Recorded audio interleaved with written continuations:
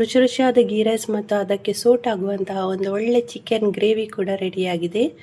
ನೋಡ್ತಾ ಇರ್ಬೋದು, ತುಂಬಾ ಟೇಸ್ಟಿಯಾಗಿರ್ತದೆ ಫ್ರೆಂಡ್ಸ್. ಬೇಗನೆ ಮಾಡ್ಕೊಳ್ಬೋದು. ಬನ್ನಿ ಇದನ್ನು ಹೇಗೆ ಮಾಡಿದೆ ಅಂತ ಒಂದು ಸಲ ನೋಡ್ಕೊಂಡು ಬರುವ. ಹಾಯ್ ಫ್ರೆಂಡ್ಸ್, ಹೇಗಿದ್ದೀರಲ್ಲ. ಇವತ್ತು ನಾನು ಗೀ ರೈಸ್ ಜೊತೆ ಚಿಕನ್ ಗ್ರೇವಿ ಮಾಡ್ತಾ ಇದ್ದೇನೆ. ಅಂದರೆ ಗೀ ರೈಸಿಗೆ ಸೂಟ್ ಆಗುವಂತಹ ಒಂದು ಚಿಕನ್ ಗ್ರೇವಿ ನಿಮ್ಮೊಂದಿಗೆ ಶೇರ್ ಮಾಡ್ತಾ ಇದ್ದೇನೆ. ಮೊದಲು ಗೀ ರೈಸ್ ಮಾಡ್ಕೊಳ್ಳುವ. ಅದಕ್ಕೋಸ್ಕರ 1.5 ಲೋಟ ಆಗುವಷ್ಟು ರೈಸ್ ತಗೊಂಡಿದ್ದೀನಿ. ಸೋನಾ ಮಸೂರಿ ರೈಸ್ ಇದು. ಇದನ್ನು ಇವಾಗ 2-3 ಸಲ ಚೆನ್ನಾಗಿ ತೊಳಿಬೇಕು. ಇಲ್ಲಿ ನೀರು ಬಿಸಿ ಆಗ್ತಾ ಉಂಟು. ಇದಕ್ಕೆ ಚೆನ್ನಾಗಿ ತೊಳೆದು ಇಟ್ಕೊಂಡಿರುವಂತಹ ಅಕ್ಕಿ ಹಾಕ್ಕೊಳ್ತಿದ್ದೀನಿ. ಇದಕ್ಕೇನೆ ಸ್ವಲ್ಪ ಉಪ್ಪು ಹಾಕ್ಕೊಳ್ತಿದ್ದೀನಿ. ಈಗ ಮಿಕ್ಸಿ ಜಾರಿಗೆ ತುಂಡು ಶುಂಠಿ, 5 ಹಸಿರು ಮೆಣಸು, 9ರಿಂದ 10 ಹೆಸಳು ಬೆಳ್ಳುಳ್ಳಿ, 3 ಏಲಕ್ಕಿ, 2 ತುಂಡು ಚಕ್ಕೆ ಹಾಕ್ಕೊಳ್ತಿದ್ದೀನಿ. ಇವಾಗ ಇದನ್ನು ತರಿತರಿಯಾಗಿ ರುಬ್ಕೊಳ್ತಿದ್ದೀನಿ. ನೋಡಿ, ಈ ರೀತಿಯಾಗಿ ತರಿತರಿಯಾಗಿ ರುಬ್ಕೊಂಡಿದ್ದೀನಿ. ಇಲ್ಲಿ ಅನ್ನ ರೆಡಿ ಆಯಿತು. ನೋಡ್ತಾ ಇರ್ಬೋದು ಎಷ್ಟು ಉದುರಾಗಿ ಬಂದಿದೆ ಅಂತ. ಇವಾಗ ಗೀ ರೈಸ್ ರೆಡಿ ಮಾಡುವ. ಈಗ ಬಾಣಲೆ ಬಿಸಿ ಆಗ್ತಾ ಉಂಟು. ಸ್ವಲ್ಪ ಎಣ್ಣೆ ಹಾಕ್ಕೊಳ್ತಿದ್ದೀನಿ. ಇದಕ್ಕೆ ಸ್ವಲ್ಪ ಗೋಡಂಬಿಯನ್ನು ಹಾಕಿ ಫ್ರೈ ಮಾಡ್ಕೊಳ್ಬೇಕೀಗ. ಗೋಡಂಬಿ ಸ್ವಲ್ಪ ಬ್ರೌನ್ ಕಲರ್ಗೆ ಬರೋ ತನಕ 1 ನಿಮಿಷ ಆಗುವಷ್ಟು ಫ್ರೈ ಮಾಡ್ಕೊಳ್ಬೇಕು.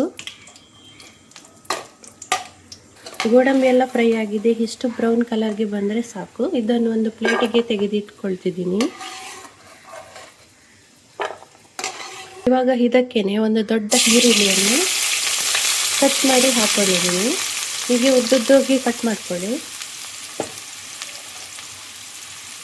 ಈರುಳ್ಳಿ ಕೂಡ ಬ್ರೌನ್ ಕಲರ್ಗೆ ಬರಬೇಕು. ಅಲ್ಲಿ ತನಕ ಫ್ರೈ ಮಾಡ್ಕೊಳ್ಬೇಕು. ಇವಾಗ ಈರುಳ್ಳಿ ಎಲ್ಲ ಬ್ರೌನ್ ಕಲರ್ಗೆ ಟರ್ನ್ ಆಗಿದೆ, ನೋಡ್ತಾ ಇರ್ಬೋದು. ಈಗ ಈ ಬಾಣಲೆಯನ್ನು ಸೈಡ್ಗೆ ಇಡ್ತೇನೆ. ಇದಕ್ಕೇನೆ ಇನ್ನೊಂದು ಬಾಣಲೆ ಇಡ್ತಿದ್ದೀನಿ, ನೋಡ್ತಾ ಇರ್ಬೋದು. ಖಾಲಿ ವೆಜ್ ಮಾಡಲಿಕ್ಕೋಸ್ಕರ ಉಪಯೋಗಿಸ್ತೇನೆ. ಇವಾಗ ಗೀ ರೈಸ್ ಮಾಡೋದಕ್ಕೋಸ್ಕರ ನಾನು ಇಲ್ಲಿ ಗೀ ಹಾಕ್ಕೊಳ್ತಿದ್ದೀನಿ, ನೋಡ್ತಾ ಇರ್ಬೋದು. ಈಗ ಜಸ್ಟ್ ಓಪನ್ ಮಾಡಿದೆ ಅಷ್ಟೇ. ಗೀ ಶುದ್ಧ ತುಪ್ಪ ಹಾಕ್ತಾ ಇದ್ದೇನೆ. ನೋಡಿ, ಗೀ ರೈಸ್ ಅಂದರೆ ಗೀ ಬೇಕೇ ಬೇಕು ಅಲ್ವಾ. ಇವಾಗ ಗ್ಯಾಸ್ ಸಿಮ್ಮಲ್ಲಿ ಇಟ್ಟಿದ್ದೇನೆ. ಇಲ್ಲಿ 4 ಲವಂಗ, 3 ಪಲಾವ್ ಎಲೆ ಹಾಕ್ಕೊಳ್ತಿದ್ದೀನಿ. ಹಾಗೆಯೇ ಇಲ್ಲಿ ತರಿಯಾಗಿ ರುಬ್ಕೊಂಡ ಮಸಾಲ ಹಾಕ್ಕೊಳ್ತಿದ್ದೀನಿ. ಇವಾಗ ಈ ಮಸಾಲೆಯನ್ನು ಸ್ವಲ್ಪ ಫ್ರೈ ಮಾಡ್ಕೊಳ್ಬೇಕು. ಇದರ ಹಸಿ ವಾಸನೆ ಎಲ್ಲ ಹೋಗಬೇಕು.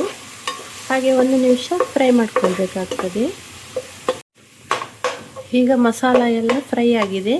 ಈಗ ರೆಡಿ ಮಾಡಿ ಇಟ್ಕೊಂಡಂತಹ ರೈಸ್ ಹಾಕ್ಕೊಳ್ತಿದ್ದೀನಿ.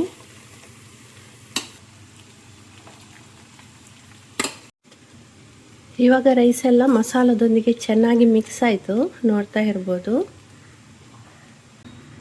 ಈಗ ಇದರ ಮೇಲೆ ಫ್ರೈ ಮಾಡಿ ಇಟ್ಕೊಂಡಿದ್ದ ಈರುಳ್ಳಿ ಎಲ್ಲ ಹಾಕ್ಕೊಳ್ತಿದ್ದೀನಿ. ಹಾಗೇನೆ ಫ್ರೈ ಮಾಡಿದ ಗೋಡಂಬಿ ಕೂಡ ಹಾಕ್ಕೊಳ್ತಿದ್ದೀನಿ. ಸ್ವಲ್ಪ ಮೇಲ್ಗಡೆ ಕೊತ್ತಂಬರಿ ಸೊಪ್ಪು ಹಾಕಿದರೆ ನಮ್ಮದು ಗೀ ರೈಸ್ ರೆಡಿ ಆಯಿತು. ಈಗ ನೋಡಿ, ರುಚಿ ರುಚಿಯಾದ ಗೀ ರೈಸ್ ರೆಡಿ ಆಯಿತು. ಎಷ್ಟು ಪಟಾಫಟ್ ಅಂತ ಮಾಡಿದೆ ಅಲ್ವಾ. ಇವಾಗ ಗೋಡಂಬಿ ಮತ್ತು ಈರುಳ್ಳಿಯನ್ನು ಫ್ರೈ ಮಾಡಿದ ಬಾಣಲೆ ಯೂಸ್ ಮಾಡ್ತಿದ್ದೀನಿ. ಇದಕ್ಕೆ ಸ್ವಲ್ಪ ಆಯಿಲ್ ಹಾಕ್ಕೊಂಡಿದ್ದೀನಿ. ಇವಾಗ ಚಿಕನ್ ರೆಡಿ ಮಾಡ್ಕೊಳ್ಬೇಕು. ಮಸಾಲ ಮೊದಲು ರೆಡಿ ಮಾಡ್ಕೊಳ್ಬೇಕಿತ್ತು, ಆದರೆ ಕರೆಂಟ್ ಹೋಯಿತು. ಅದಕ್ಕೋಸ್ಕರ ಚಿಕನನ್ನು ಮೊದಲು ಒಗ್ಗರಣೆಗೆ ಹಾಕ್ಕೊಳ್ತಿದ್ದೀನಿ. ಈಗ 1 ಟೀ ಸ್ಪೂನ್ ಆಗುವಷ್ಟು ಸೋಂಪು ಕಾಳು ಹಾಕ್ಕೊಳ್ತಿದ್ದೀನಿ. 2 ಈರುಳ್ಳಿಯನ್ನು ಈ ರೀತಿ ಸಣ್ಣದಾಗಿ ಕಟ್ ಮಾಡಿ ಇಟ್ಟಿದ್ದೀನಿ. ಇದನ್ನು ಹಾಕ್ಕೊಳ್ತಿದ್ದೀನಿ. ಈರುಳ್ಳಿ ಸ್ವಲ್ಪ ಮೀಡಿಯಮ್ ಬ್ರೌನ್ ಕಲರ್ಗೆ ಬರೋ ತನಕ ಫ್ರೈ ಮಾಡ್ಕೊಳ್ಬೇಕಾಗ್ತದೆ. ಇದಕ್ಕೊಂದು 2 ನಿಮಿಷ ತಾಗ್ತದೆ. ಇವಾಗ ಜಜ್ಕೊಂಡು ಇಟ್ಟಿದ್ದ ಶುಂಠಿ ಮತ್ತು ಬೆಳ್ಳುಳ್ಳಿ ಹಾಕ್ಕೊಳ್ತಿದ್ದೀನಿ. ಇಲ್ಲಿ ನೀವು ಶುಂಠಿ ಬೆಳ್ಳುಳ್ಳಿ ಪೇಸ್ಟ್ ಕೂಡ ಹಾಕ್ಕೊಳ್ಬೋದು. ಆದರೆ ಈ ರೀತಿ ಜಜ್ಕೊಂಡು ಹಾಕಿದರೆ ಒಳ್ಳೆ ಟೇಸ್ಟ್ ಬರ್ತದೆ. ಸ್ಮೆಲ್ ಕೂಡ ತುಂಬ ಚೆನ್ನಾಗಿರುತ್ತೆ. ಇದರ ಹಸಿ ವಾಸನೆ ಹೋಗೋ ತನಕ 1-2 ನಿಮಿಷ ಚೆನ್ನಾಗಿ ಫ್ರೈ ಮಾಡ್ಕೊಳ್ಬೇಕು. ಇದಕ್ಕೆ 2 ಹಸಿರು ಮೆಣಸನ್ನು ಉದ್ದುದ್ದಾಗಿ ಕಟ್ ಮಾಡಿದ್ದೀನಿ, ಇದನ್ನು ಹಾಕೊಂಡಿದ್ದೀನಿ. ಇದನ್ನು ಹಾಗೆ ಸ್ವಲ್ಪ ಫ್ರೈ ಮಾಡ್ಕೊಳ್ಬೇಕು. ಇವಾಗ ಇಲ್ಲಿ 3 ಟೊಮೆಟೊ ತಗೊಂಡಿದ್ದೀನಿ, ಇದನ್ನು ಹಾಕ್ಕೊಳ್ತಿದ್ದೀನಿ. ಇದನ್ನು ಹಾಗೆ ಸ್ವಲ್ಪ ಸಾಫ್ಟ್ ಆಗೋ ತನಕ ಫ್ರೈ ಮಾಡ್ಕೊಳ್ಬೇಕು. ಇವಾಗ ಚಿಕನ್ ಹಾಕ್ಕೊಳ್ತಿದ್ದೀನಿ. ಚಿಕನ್ ಹಾಕಿದ್ಮೇಲೆ ಸ್ವಲ್ಪ ಅರಶಿನ ಹಾಕಿ ಚೆನ್ನಾಗಿ ಮಿಕ್ಸ್ ಮಾಡ್ಕೊಳ್ಬೇಕು. ಇವಾಗ ಚಿಕನ್ ಎಲ್ಲ ಒಗ್ಗರಣೆಯೊಂದಿಗೆ ಚೆನ್ನಾಗಿ ಮಿಕ್ಸ್ ಆಯಿತು. ಕರೆಂಟ್ ಬರೋ ಹೊತ್ತಿಗೆ ಇದು ಬೆಂದಿರುತ್ತದೆ. ಇವಾಗ ಇಲ್ಲಿ 1 ಲೋಟ ಆಗುವಷ್ಟು ನೀರು ಕೂಡ ಹಾಕೊಂಡಿದ್ದೀನಿ. ಚಿಕನ್ ಬೇಯಲಿಕ್ಕೆ 10 ನಿಮಿಷ ತಾಗ್ತದೆ. ಅಲ್ಲಿ ತನಕ ನಾವು ಲಿಡ್ ಕ್ಲೋಸ್ ಮಾಡಿ ಚಿಕನ್ ಬೇಯಿಸ್ಕೊಳ್ಳುವ. ಚಿಕನ್ ಬೇಯಲಿಲ್ಲ, ಸ್ವಲ್ಪ ಉಪ್ಪು ಹಾಕ್ಕೊಳ್ತಿದ್ದೀನಿ, ಇನ್ನೂ ಬೇಯಲಿಕ್ಕೆ ಉಂಟು. ಉಪ್ಪು ಹಾಕಿದ ಮೇಲೆ ಕೂಡ ವಾಪಸ್ 5 ನಿಮಿಷ ಬೇಯಿಸ್ಕೊಳ್ತಿದ್ದೀನಿ. ಚಿಕನ್ ಎಲ್ಲ ಬೆಂದಿದೆ, ನೋಡ್ತಾ ಇರ್ಬೋದು. ಇವಾಗ ಕರೆಂಟ್ ಬರಲಿಕ್ಕೆ ತುಂಬ ಟೈಮ್ ಇದೆ ಅಂತ ಕಾಣ್ತದೆ. ಬರಲಿಲ್ಲ ಕರೆಂಟ್ ಇನ್ನೂ ಕೂಡ. ಮಸಾಲ ಮಾಡಲಿಕ್ಕೆ ಟೈಮ್ ತಾಗ್ತದೆ. ಸೊ ಇಲ್ಲಿ ನಾನು ಲಿಡ್ ಕ್ಲೋಸ್ ಮಾಡಿ ಚಿಕನನ್ನು ಹೀಗೇ ಬಿಡ್ತೇನೆ. ಕರೆಂಟ್ ಇಲ್ಲದಿದ್ದರೂ ಕೂಡ ಚಿಕನನ್ನು ಬೇಯಿಸಿ ಹೀಗೆ ಇಡ್ಬೋದು, ನಂತರ ಮಸಾಲ ಕೂಡ ತಯಾರಿಸ್ಬೋದು. ಸಂಜೆ 5 ಗಂಟೆ ಆಯಿತು, ಕರೆಂಟ್ ಬಂತು. ಈಗ ಒಂದು ಬಾಣಲೆಗೆ ಸ್ವಲ್ಪ ಎಣ್ಣೆ ಹಾಕ್ಕೊಂಡು ಮಸಾಲ ರೆಡಿ ಮಾಡ್ತಿದ್ದೀನಿ. ಇದಕ್ಕೆ 2 ಏಲಕ್ಕಿ, 3 ಲವಂಗ, 3 ತುಂಡು ಚಕ್ಕೆ ಮತ್ತು ಸ್ವಲ್ಪ ಕರಿಮೆಣಸು ಹಾಕ್ಕೊಳ್ತಿದ್ದೀನಿ. ಅರ್ಧ ಭಾಗದಷ್ಟು ತೆಂಗಿನಕಾಯಿಯನ್ನು ತುರಿದು ಇಟ್ಕೊಂಡಿದ್ದೀನಿ, ಇದನ್ನು ಹಾಕ್ಕೊಳ್ತಿದ್ದೀನಿ. ಇದಕ್ಕೇ ಸ್ವಲ್ಪ ಕರಿಬೇವು ಸೊಪ್ಪು ಕೂಡ ಹಾಕ್ಕೊಳ್ತಿದ್ದೀನಿ. ತೆಂಗಿನಕಾಯಿ ತುರಿಯೊಟ್ಟಿಗೆ ಕರಿಬೇವು ಹಾಕಿ ಫ್ರೈ ಮಾಡ್ತಿದ್ದೇವಲ್ಲ, ಒಂದು ಒಳ್ಳೆ ಪರಿಮಳ ಬರ್ತಾ ಉಂಟು. ಇವಾಗ ತೆಂಗಿನಕಾಯಿ ತುರಿ ಎಲ್ಲ ಕಂದು ಬಣ್ಣಕ್ಕೆ ಬಂದಿದೆ, ನೋಡ್ತಾ ಇರ್ಬೋದು. ಇಷ್ಟು ಸ್ವಲ್ಪ ಕಂದು ಬಣ್ಣಕ್ಕೆ ಬಂದರೆ ಸಾಕು. ಇವಾಗ 1 ಟೇಬಲ್ ಸ್ಪೂನ್ ಆಗುವಷ್ಟು ಕೊತ್ತಂಬರಿ ಪುಡಿ ಹಾಕ್ಕೊಳ್ತಿದ್ದೀನಿ. ಹಾಗೆಯೇ 1 ಟೇಬಲ್ ಸ್ಪೂನ್ ಆಗುವಷ್ಟು ಚಿಲ್ಲಿ ಪೌಡ್ರ್ ಕೂಡ ಹಾಕ್ಕೊಂಡಿದ್ದೀನಿ. ಇದನ್ನು ಇವಾಗ ಚೆನ್ನಾಗಿ ಫ್ರೈ ಮಾಡ್ಕೊಳ್ಬೇಕು. ಈ ಮಸಾಲ ಪೌಡ್ರೆಲ್ಲ ತೆಂಗಿನಕಾಯಿ ತುರಿಯೊಟ್ಟಿಗೆ ಚೆನ್ನಾಗಿ ಮಿಕ್ಸ್ ಆಗಬೇಕು. ಇವಾಗ ಇದು ಆಯಿತು, ಗ್ಯಾಸ್ ಫ್ಲೇಮ್ ಆಫ್ ಮಾಡ್ತಿದ್ದೀನಿ. ಮಸಾಲ ಎಲ್ಲ ತಣ್ಣಗಾಗಿದೆ, ಇದನ್ನು ಮಿಕ್ಸಿ ಜಾರಿಗೆ ಹಾಕ್ಕೊಂಡಿದ್ದೀನಿ. ಇವಾಗ ಇದಕ್ಕೆ ಸ್ವಲ್ಪ ನೀರು ಹಾಕಿ ನುಣ್ಣಗೆ ಪೇಸ್ಟ್ ಥರ ರುಬ್ಕೊಂಡು ಬರ್ತೀನಿ. ರುಬ್ಕೊಂಡ ಮಸಾಲೆ ರೆಡಿಯಾಗಿದೆ, ಪೇಸ್ಟ್ ಥರ ಆಗಿದೆ ಚೆನ್ನಾಗಿ, ನೋಡ್ತಾ ಇರ್ಬೋದು. ಈಗ ಚಿಕನ್ ಆಲ್ರೆಡಿ ಬೆಂದಿದೆ, ಇದಕ್ಕೆ ಈ ಮಸಾಲವನ್ನು ಹಾಕ್ಕೊಳ್ತಿದ್ದೀನಿ. ಇದನ್ನೊಂದ್ಸಲ ಚೆನ್ನಾಗಿ ಮಿಕ್ಸ್ ಮಾಡ್ಕೊಳ್ತಿದ್ದೀನಿ. ಇದಕ್ಕೇನೆ 1 ಟೀ ಸ್ಪೂನ್ ಆಗುವಷ್ಟು ಗರಂ ಮಸಾಲ ಪೌಡ್ರ್ ಹಾಕ್ಕೊಳ್ತಿದ್ದೀನಿ. ಇದನ್ನು ಹಾಗೆ ಒಂದ್ಸಲ ಚೆನ್ನಾಗಿ ಮಿಕ್ಸ್ ಕೊಡುವ.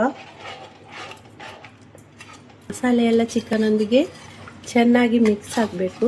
ಅಲ್ಲಿ ತನಕ ಇನ್ನು 10 ನಿಮಿಷ ಆದರೂ ಇದನ್ನು ಬೇಯಿಸ್ಕೊಳ್ಬೇಕಾಗ್ತದೆ. ಲಿಡ್ ಕ್ಲೋಸ್ ಮಾಡಿ ವಾಪಸ್ 10 ನಿಮಿಷ ಬೇಯಿಸ್ಕೊಳ್ತಿದ್ದೀನಿ.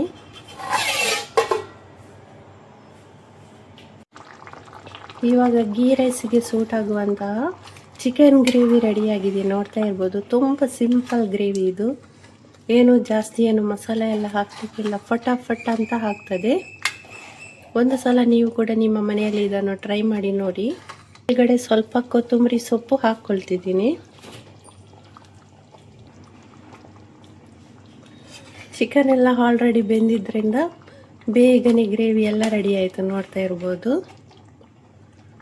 ಇವಾಗ ಇದನ್ನು ಗೀ ರೈಸಿಗೆ ಹಾಕಿ ಬ್ಯಾಟಿಂಗ್ ಮಾಡೋದು ಒಂದೇ ಕೆಲಸ ಬಾಕಿ ಉಂಟು. ರುಚಿ ರುಚಿಯಾದ ಗೀ ರೈಸ್ ರೆಡಿಯಾಗಿದೆ, ನೋಡ್ತಾ ಇರ್ಬೋದು.